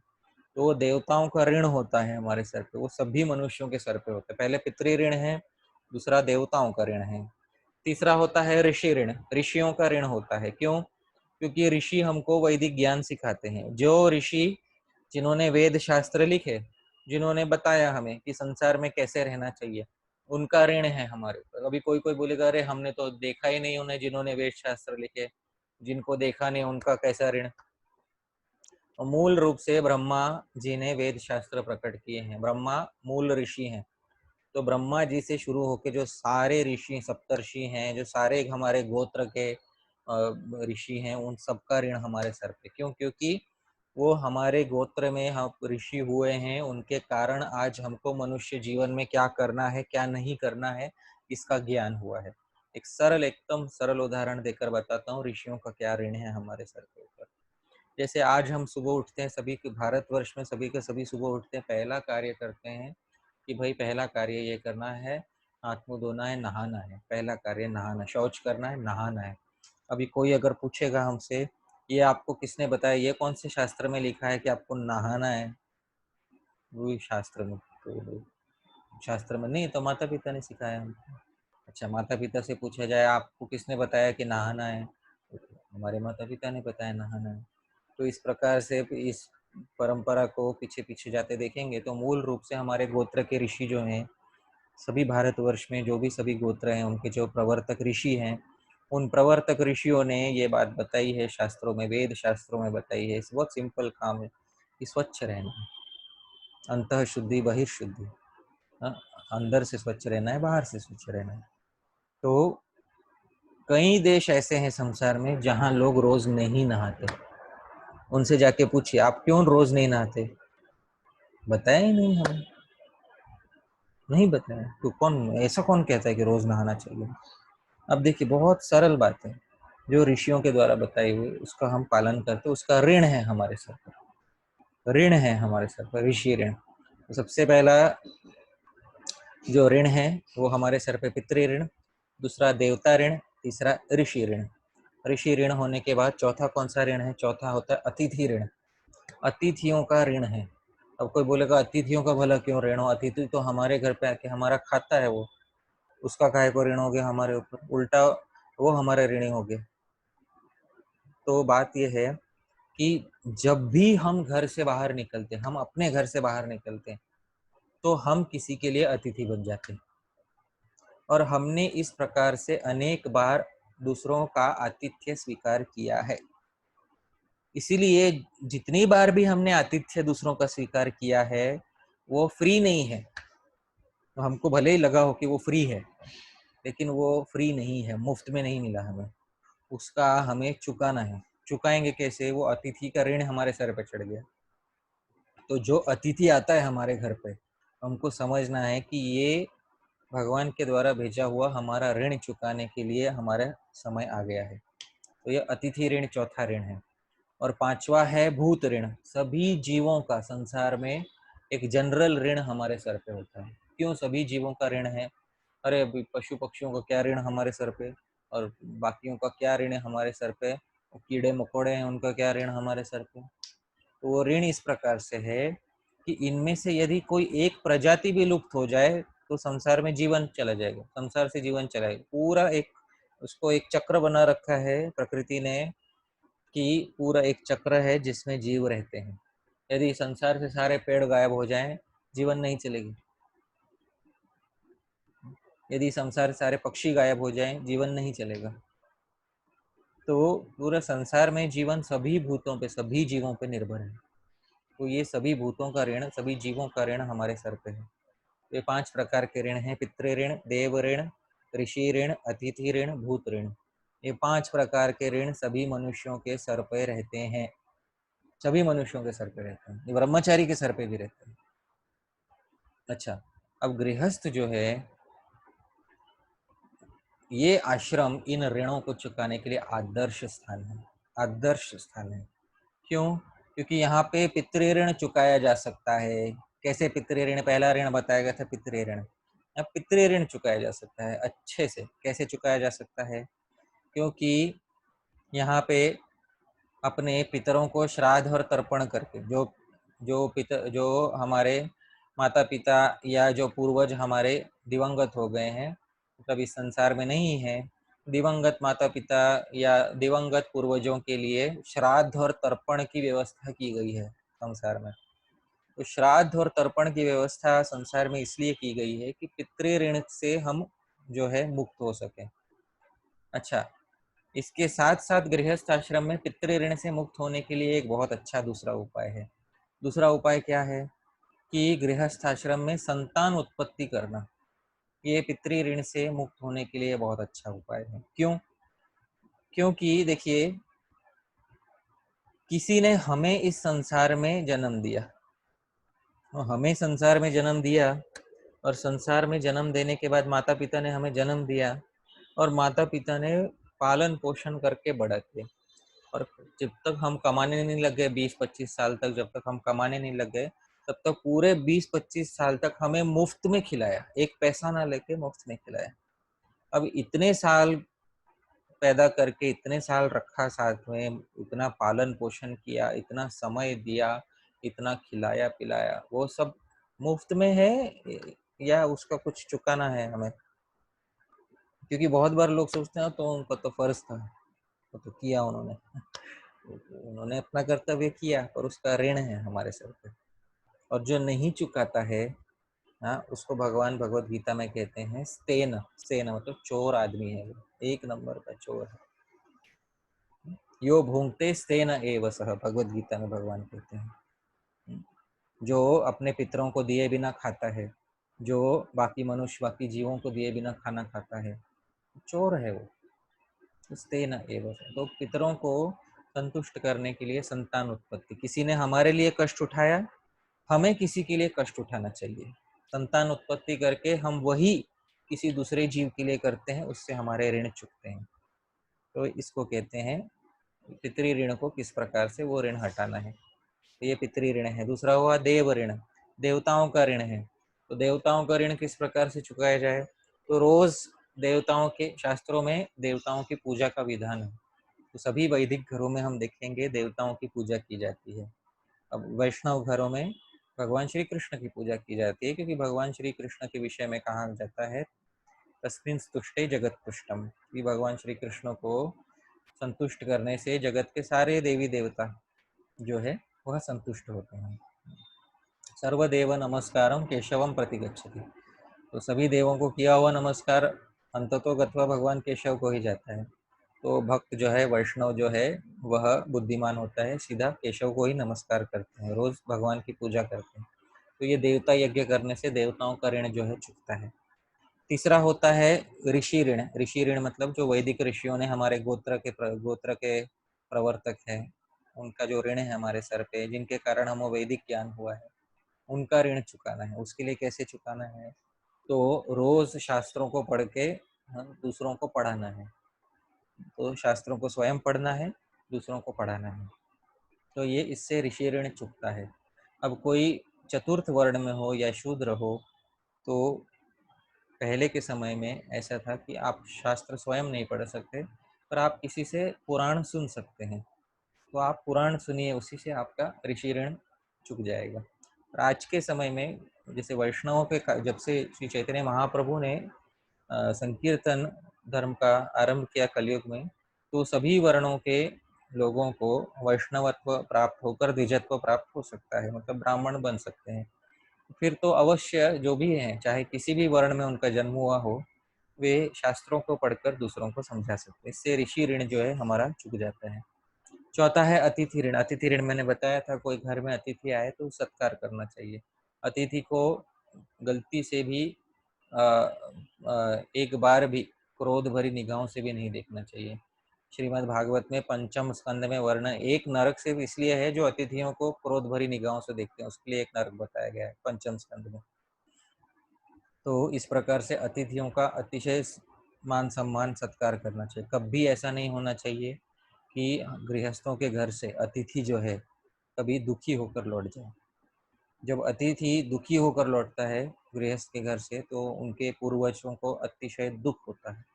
तो ये हमें समझना चाहिए। तो ये है अतिथि यज्ञ। और पांचवा जो है, सभी जीवों को कैसे संतुष्ट करना चाहिए। तो सभी जीवों का ऋण है, तो सभी जीवों को संतुष्ट गृहस्थ कैसे करता है?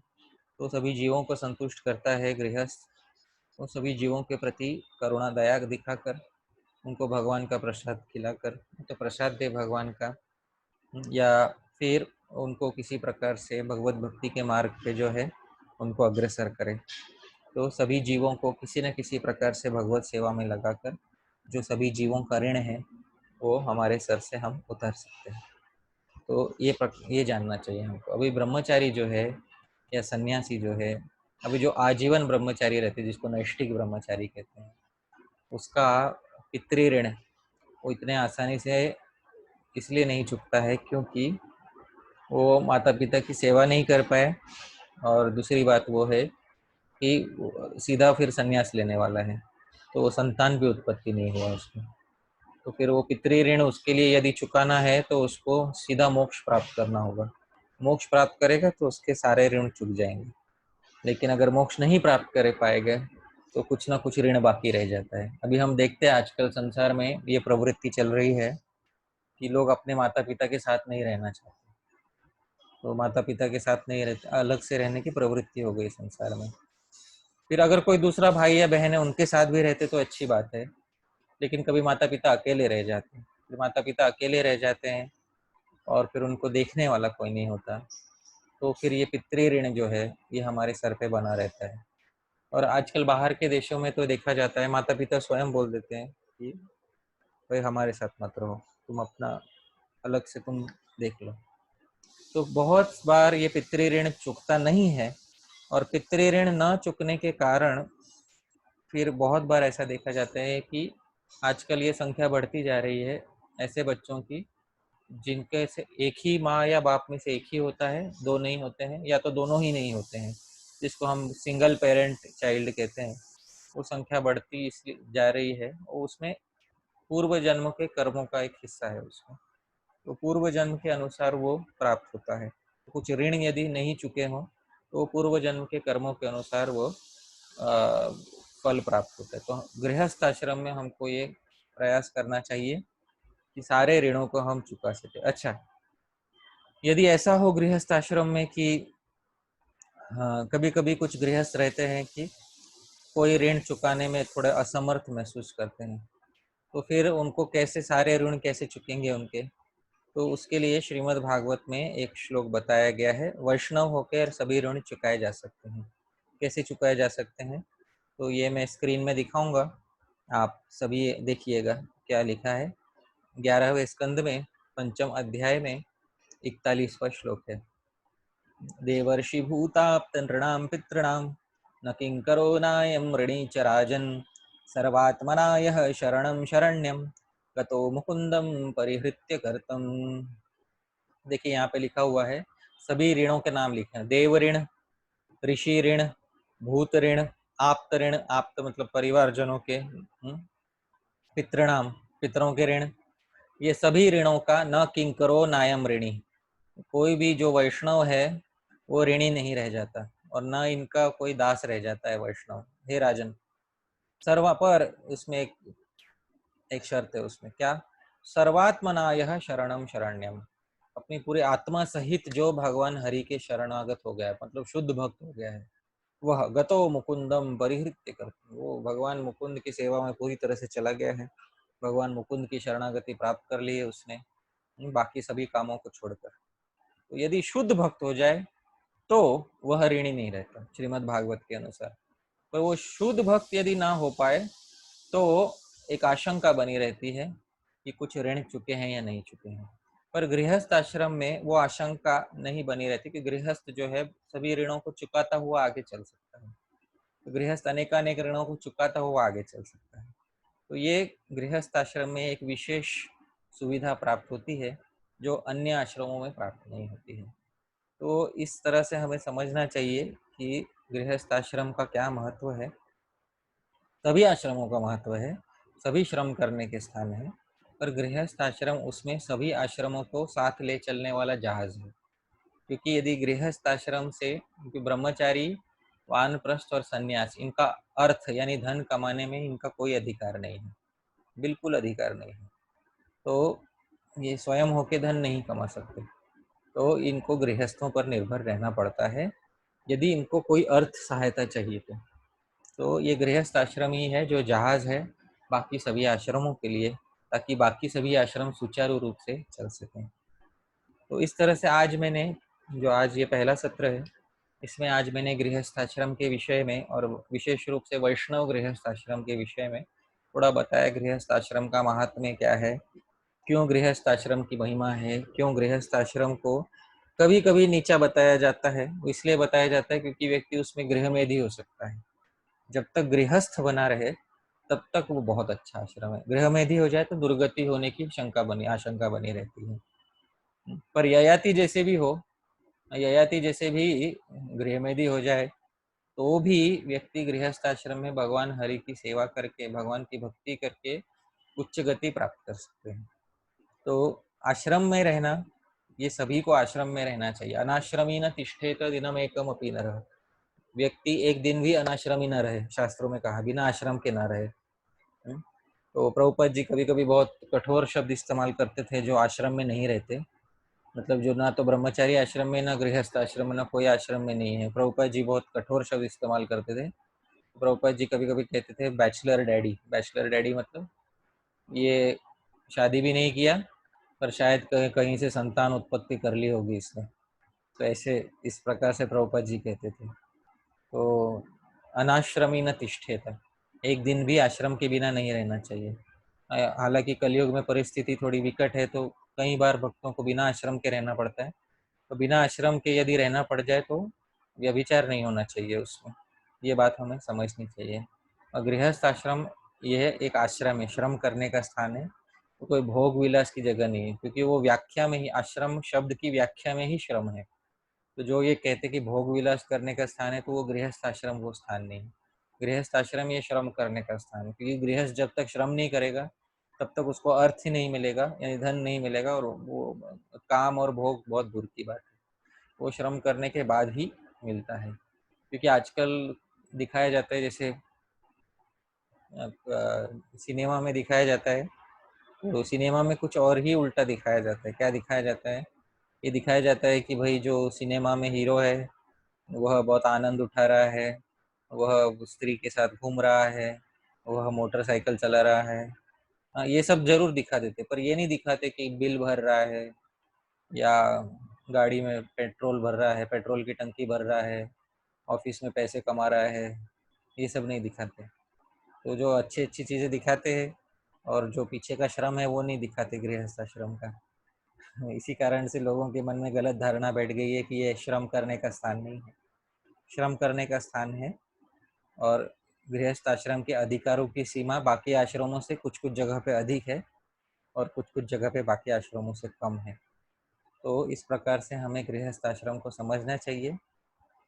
कल का जो सत्र होगा उसमें ये बताऊंगा भक्ति में रहते हुए गृहस्थ आश्रम में किस प्रकार से व्यक्ति को रहना चाहिए, सगे संबंधियों से हमारे किस प्रकार से व्यवहार होना चाहिए।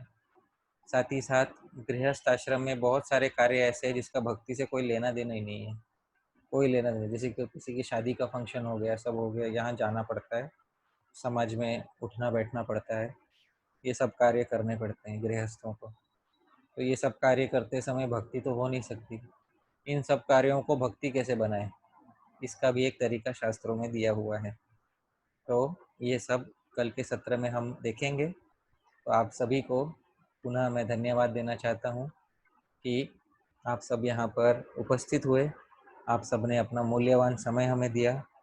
और विशेष रूप से मैं सीता रानी माता जी को धन्यवाद देना चाहता हूँ जिन्होंने ये आयोजन किया। मेरे मित्र भी हैं यहाँ पे गाजियाबाद से, वेणु गोविंद प्रभु, अन्य मित्र भी हैं, उन सबको भी धन्यवाद देना चाहता हूँ। आप सभी वैष्णव को धन्यवाद देना चाहता हूँ। अंत में इतना कहना चाहूँगा, यदत्र स्खलितं किंचित विद्वांसः पूरयन्तु तत्, यदत्र सौष्ठवं किंचित तद्गुरोरेव मेनहि। यदत्र स्खलितं किंचित, यदि कुछ गलती हो गई हो, विद्वांसः पूरयन्तु तत्, आप सब विद्वान हैं, आप सब उसको पूरा कर दीजिए, आप ठीक कर दीजिएगा। यदत्र सौष्ठवम किंचित, पर अगर आपको कुछ भी अच्छा लगा हो, थोड़ा भी एक बात भी अच्छी लगी हो, तो तद्गुरोरेव, वो सब हमारे गुरुजनों का है, मैं नहीं, वो हमारा नहीं है। बहुत बहुत धन्यवाद।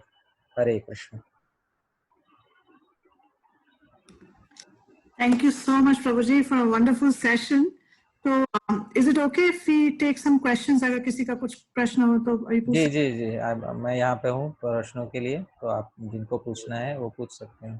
तो आई किसी का थिंक कोई माता जी वी क्वेश्चन शुड, हाँ, जिस किसी का भी कोई क्वेश्चन रहेगा वो हैंड रेज कर सकता है, फिर हम उससे अनम्यूट कर देंगे माता जी।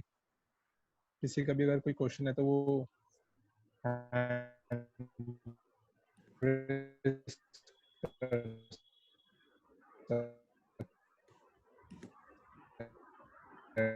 श्रुति प्रिया माता जी, आप है। कुछ पूछना चाह रहे हैं क्या?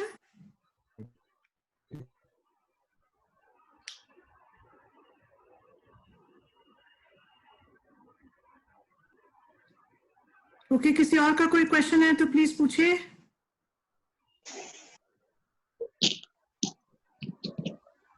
अंतरायणी बलराम प्रभु। Hare Krishna Prabhuji. Hare Krishna. Yes, Right. Antarayana Prabhu, you can go ahead. Yes. वैष्णव है प्रभु, मैं बाद में पूछ लूंगा। Prabhuji, sometimes we get unwanted guests at home. Somehow they are unwanted. Hmm. So how do we deal with them? How do we deal with We don't want to deal with them, but as you said that it is not good. We should, in any case, not even raise eyebrows to a guest. Right. So how do we manage these two things in our daily life? Okay. So I'll answer in English, Prabhu. Is that okay? Yes, Prabhuji, yes. So it's a fact that on many occasions there are some guests who become a source of disturbance for us. But our mentality should never be like that. That our mindset should not be that this person, is a perpetual disturbance to me. Sometimes it becomes too much. A person visits us so many times, or takes so many services from us, that it becomes a disturbance for us. In that case, Srila Prabhupada has suggested one very simple thing. Prabhupada used to say one thing, that diseases and guests, if you don't give them anything to eat or drink, then they will go away automatically. That is what Prabhupada used to say. So actually this should actually, it's Vedic culture, it should not be done, that you don't feed a guest. But if they are coming again and again, then there's some simple thing you can do, that you can reduce the hospitality to the extent that you only give them sweet words and don't give them anything else. At least the grihastha should give sweet words to the person who has come to their home. If they may not want to give them anything to eat or drink, that is up to them, but at least they should give them some sweet words. This is the maryada of grihastha ashram. Unfortunately, nowadays people are not truly atithi in many ways. Sometimes they tell, oh, I am coming. So they are not really atithi, because now we have mobile phones and people say, tell in advance, I am coming. Then you can make an excuse. Oh, Prabhu, I have somewhere to go urgently. Then you can make some excuses if they are telling you in advance. So this is how to honestly deal with unwanted guests at certain occasions. But otherwise, in general, the grihastha's mindset should not be that a certain guest is unwanted. So I hope that answers the query to some degree of satisfaction. Yes, Prabhuji, yes. One more question, Prabhuji. You told 5 types of debts. Right. In a good detail, you told us, and at the end you quoted from Bhagavatam 11:541 Right. that by being a Vaishnava, Hmm. you pay off all your debts Right. automatically. Right. So that by that you mean that we don't have to worry about these 5 kinds of things, and we have to concentrate our energy by becoming a good Vaishnava devotee of the Lord. Yeah. The important thing is to become Sharanam Sharanyam, Sarvatmana, to become pure devotee. That is what I highlighted, to become a pure devotee. It is very important, because if we want to get rid of all the debts, it's not that you simply just become a Vaishnava and start chanting and all the debts are relieved. So to become a pure devotee is very important. That is why the verse says Sarvatmana. Sarvatmana means with all of one's life and soul, one should become Sharanam Sharanyam, Sharanagat. So the verse was very specific about who becomes free from debts. So therefore, one should become free from debts by becoming a pure devotee, completely surrendered.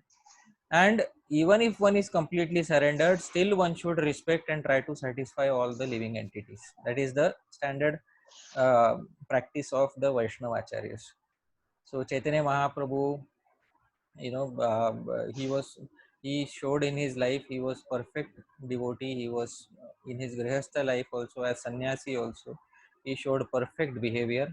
And in all stages of life, Sri Chaitanya Mahaprabhu is an ideal devotee. Even after he has attained sannyas, he is always inquiring about his mother.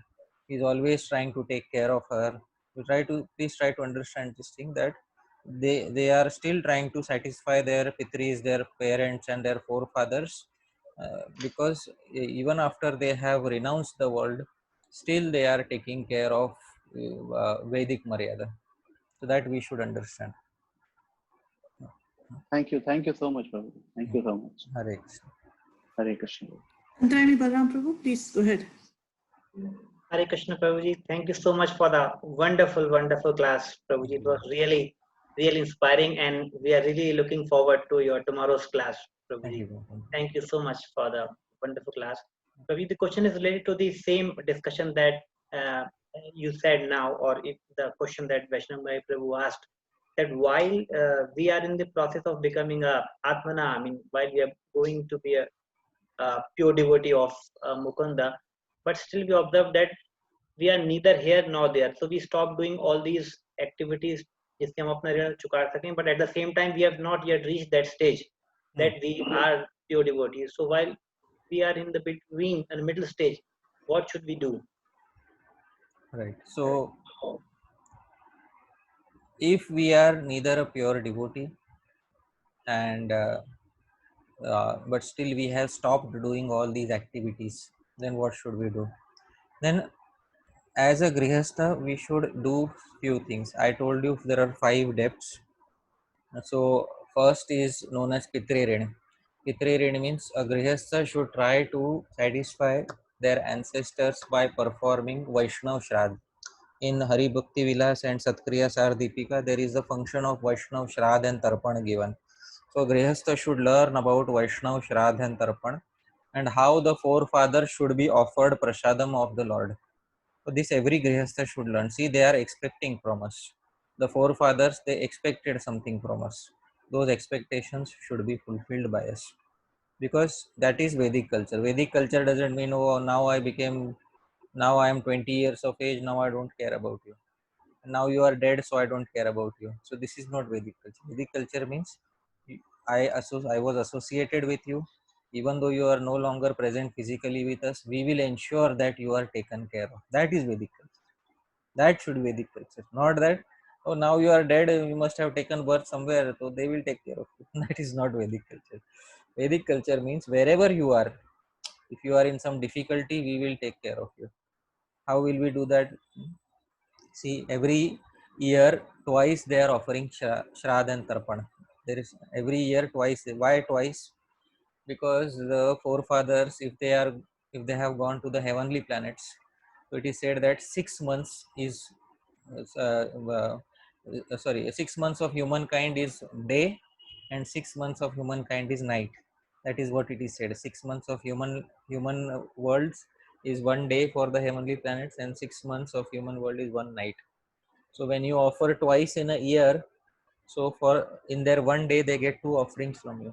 Please try to understand this. In their 1 day they get 2 offerings from you. So even though they may accept or they may not accept, but they understand that somebody in our family still shows love and affection for us. So that is very important to understand that this is Vedic culture. We say they are Swargvasi, we say Divangat. Divangat means Swarg chale gaye. स्वर्ग जाने के बाद भी हम उनको हमारी तरफ से, हमारे घर से उनको भोजन जाना चाहिए. वो भगवान का प्रसाद उनको हमारे घर से साल में 2 बार, तो उनके यहाँ उनके दिन में 2 बार, तो उनके यहाँ पे भी उनके दिन में 2 बार उनको खाने को मिलना चाहिए. वो हमारी तरफ से, भले उनको इवन दे में have complete facility for eating, but it is the expression of love that we should show from our side. That is what matters. That gratitude is very important, because that is what leads us into becoming free of those debts. So this is what we should do. So when we are in a position, so this is Pitri Rin. Second is Dev Rin. Dev Rin we are paying off by worshipping Lord Krishna. Third is Rishi Rin. Rishi Rin means we should distribute books, we should speak Srimad Bhagavatam. So this is how you pay back your Rishi Rin.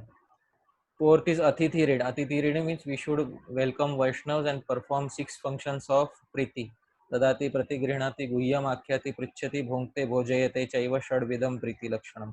We all know this verse from Upadeshamriti, this fourth verse. So we should invite Vaishnavas and have 6 exchanges of Preeti with the Vaishnavas. That way we can pay off Atithi Rin. And fifth is Bhoot Rin. And towards all living entities we should feed Prasadam, or if they are in a position to receive Krishna Bhakti, then we should give them some Krishna Bhakti. So Vaishnava should continue these activities. Grihastha should continue these activities. And at no point of time should Grihastha stop these activities. At one point of time, sannyasi may say, I am going and doing my bhajan. That's all. Finished. Sannyasi has the freedom to say that. But at no point of time should a Grihastha say this, because entire society is human society is depending upon Grihasthas. Entire human society is depending upon Grihastha. So please do not stop these charitable activities when we are in Grihastha ashram. So this is my request. So I hope that answers your question to some degree of satisfaction. Lot of degree of satisfaction, Prabhuji. Hare Krishna. Thank you so much. Hare Krishna. और किसी का कोई प्रश्न है? माता जी मेरा प्रश्न है. प्रभु पूछिए प्रभु जी. Hare Krishna, Hari Prasad Prabhu, thank you very much for your enlightening lecture, and thank you very much for kindly accepting our invitation to speak on the glories of the Grihastha ashram. When I was in a conversation with Sitarani Mataji that we are confused at what topic we should put, so Mataji and me had come to the same point that there are so many misconceptions regarding Grihastha ashram to so many devotees. So we should discuss on this topic, and special thanks to Mataji for kindly arranging this class. Thank you, Prabhuji, for organizing it. But you were invited a Griha for giving a class on the topic. The entire purpose is defeated. No, Prabhuji, absolutely not. You are a perfect Grihastha. That is sanctioned. That is my wife. Then you will come to know. Okay, definitely. I will talk to Mataji regarding this. Okay. Prabhuji, my question is that so many of my friends also joined the class, that those are about to enter in a Grihastha ashram, and some of them recently enter in a Grihastha ashram. In a present scenario in our society, it's seen that when the devotees are entered in a Grihastha ashram, or when they're about to enter in a Grihastha ashram, they go to the all the devotees and they are saying, Prabhu, I'm a patit, I'm a fallen, I entered in a Grihastha ashram, I'm about to enter in a Grihastha ashram. My question is that right now you explain this thing, Grihastha is the ashram where we don't, where we have to do a shram. And in the starting of your lecture, you mentioned that Grihastha ashram is the one which helps all the 3 other ashrams. So when our philosophy is clear, then why the devotees, when they are about to enter in a Grihastha ashram, and those who recently entered in a Grihastha ashram, have this thought that we are a patit, or we entered in a patit ashram, because ashram is never patit. So how to overcome this mentality? Right. So this mindset is there in some individuals, but this mindset is not a Shastriya mindset. This is not a Shastric mindset. Why? Because after Brahmachari Samavartan, after graduation in from Brahmachari ashram, one enters into Grihastha ashram. So Grihastha is the logical next step. You have progressed. When you have entered into Grihastha ashram, you have progressed in the second ashram. So this is a logical next step. Now what has happened is that because Grihastha ashram is a place where one is in contact with the opposite gender, and because of being in contact with opposite gender, because there is facility for being in intimate contact with opposite gender, therefore sometimes some people say, oh, I have fallen down. But they don't understand this point, that associating with one's own legally wedded spouse in Grihastha ashram is not considered as fall down. So there are many Shastra Praman for this. So if devotees are interested, we can discuss that separately. There are many Shastra Pramanas for this, but devotees have misunderstood this thing, that in Grihastha ashram I cannot live like a sannyasi. Oh, so I can't live like a sannyasi. Why? Because I am not a brahmachari now. So I cannot have the same level of brahmacharya that I was having in brahmachari ashram. So they say I have fallen down. So that is a mistake. Previously, nobody used to say like that, कि I am falling into Grihastha ashram. You are rising into Grihastha ashram. Second ashram, you are rising into Grihastha ashram. So this misconception should be clarified, because this is only, I have seen this only in our society. Just I am with folded hands, I am saying, I have seen this only in our society. In my traditional family, from the family which I come, a very celebrated event. He is becoming Grihastha. So it's a celebrated event. They're all happy. Nobody says you are falling down. They all arrange so nicely for the wedding, and all the ladies are happy. All the parents are happy. So everybody is happy. And so nobody, gurus are happy. Our Guru Jana, we had a family priest, and they are all happy. They are all giving their blessings, and I don't have to go. Oh, I am falling down now. Please give me before I fall down. Give me your blessings. That was never. At least this is never the mood of traditional Grihastha ashram. Anybody who is propagating this mood is doing a disservice to the Grihastha ashram. So one should understand that I am rising into Grihastha ashram. My field of adhikar is now about to increase. I am rising into Grihastha ashram. Now, not only one, I will be with another person. We will be two. And we will contribute to the society through producing progeny. We will contribute through dan, charity. Can a brahmachari give charity? Ek paise ka bhi charity can a brahmachari give? They cannot give. Why? Because all the charity they have attained from Grihasthas only. What charity will a brahmachari give? Brahmachari doesn't go and work. So brahmachari can't earn money. So all the charity, the brahmachari can only receive charity. Vanaprastha doesn't earn. So this charity, dan, is only grihastha adhikar. I am rising in my adhikar. Now I can give charity. Till today, I was only receiving from the grihasthas. Today, henceforth, I will give back to the society. This is my adhikar from now onwards. Henceforth, me and my wife, we will execute together so many vows. These things should be told straight away. They should be told on face that this, and it should be announced in the marriage ceremony. This person is about to enter into a higher adhikar. Everybody should bless him. Oh, I am about to fall down. This nonsense should be immediately stopped. Why? Because, and if anybody has any doubts about, oh, but I am in Grihastha ashram now, I will be intimately connected with my spouse, and there is fall down. If with this mindset you are entering, better don't enter. You remain brahmachari. Why did you enter Grihastha? Why did you enter Grihastha ashram? If you are uncomfortable with the opposite gender, why did you enter Grihastha ashram? So if you are not comfortable, stay brahmachari. If you are entering, then enter comfortably. So Vedic civilization is not about putting people into guilt. When you are getting married, they apply haldi, turmeric on your body. You must know, when you are getting married, they apply. Vedic culture facilitates the enjoyment of a grihastha. That is Vedic culture. When you are entering into an ashram which is facilitating enjoyment of earth and kama, Vedic culture also facilitates that. Ved is kalpataru, desire fulfilling tree. It will fulfill all your desires. But if you are entering with the incorrect mindset, if you are entering with the mindset that here I am supposed to be a brahmachari after entering into Grihastha ashram, that's a big mistake. It's a big mistake. So one should understand very clearly that Grihastha means they should enter comfortably, live comfortably, and do not live with this headache with them. Oh, now I have to remain brahmachari. When I'm narrating something from my own life. When I was about to get married, I went to my Guru Maharaj and I was affected by this mindset. So I told my Guru Maharaj, you please bless me that I can, I can renounce nicely. So Maharaj started laughing. He said, Are you not even entered? And what is your thought process? Then I said, but Maharaj, it is said in our society.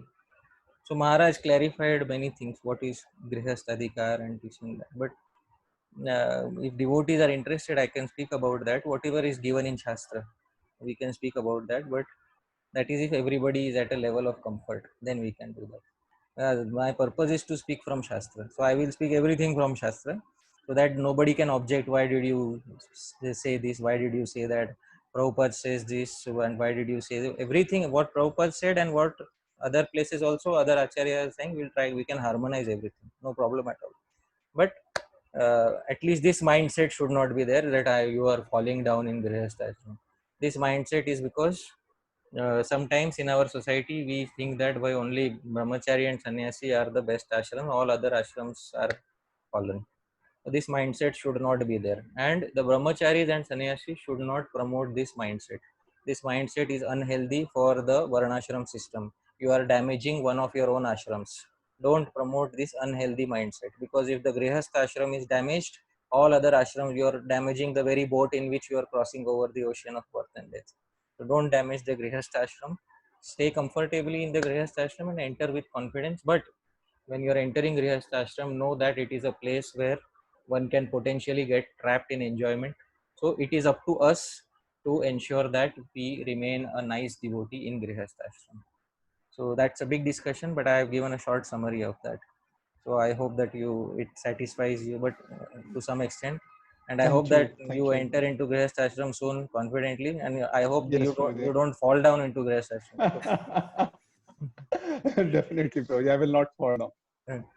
I will upgrade in a grihastha ashram. Yeah, that's what you should say. I've upgraded to a new ashram, grihastha ashram. That's all. Yes, Prabhuji. Yes, Prabhuji. There is a one message from one of your friend, Natkat Krishna Prabhu, and her wife, that Prabhuji, you should take one more seminar on the responsibilities of husband and wife, especially on the responsibility of husband, because in a shastras there are so many instances where the responsibilities of wife are given, but you can also take a seminar on responsibilities of husband. So wonderful suggestion. I think it's a wonderful suggestion. Yeah, from both of them. So Prabhuji, whenever you have a time, you can give us. Okay. But my wife will be laughing, but I will still try to find time. Okay. So, but okay. Let me tell you that I am not a very in my personal life. I have many challenges and difficulties as a grihastha. So I can. It's very easy to quote some shastra like a parrot and say this is what is given in the shastra. But when it comes to execution of activities and karma, I am a very sorry case in my personal life. So you are asking a unqualified person, but still, if you have asked, definitely someday we will try to do it. And tomorrow, at least, we will try to focus more upon how to be a nice devotee in the grihastha ashram, and how to progress nicely in our bhajan, and how all the mundane activities also should be turned into bhakti. So this is what we will discuss tomorrow. Thank you so much, Prabhuji. We are looking forward to tomorrow's session. Thank you. तो हम सब जो है हरि पार्षद प्रभु का धन्यवाद करेंगे हरे कृष्ण महामंत्र पर चैंट करके हरे कृष्ण हरे कृष्ण हरे Krishna Hare Hare Ram Ram Hare Hare Thank you, Prabhuji. Thank you so much. Thank you so much. Hare Krishna. We'll see you tomorrow, Prabhuji. Yes, Jai Srila Prabhupada. Jai Srila Prabhupada. Thank you, Prabhupada. Jai. Hare Krishna. Hare Krishna.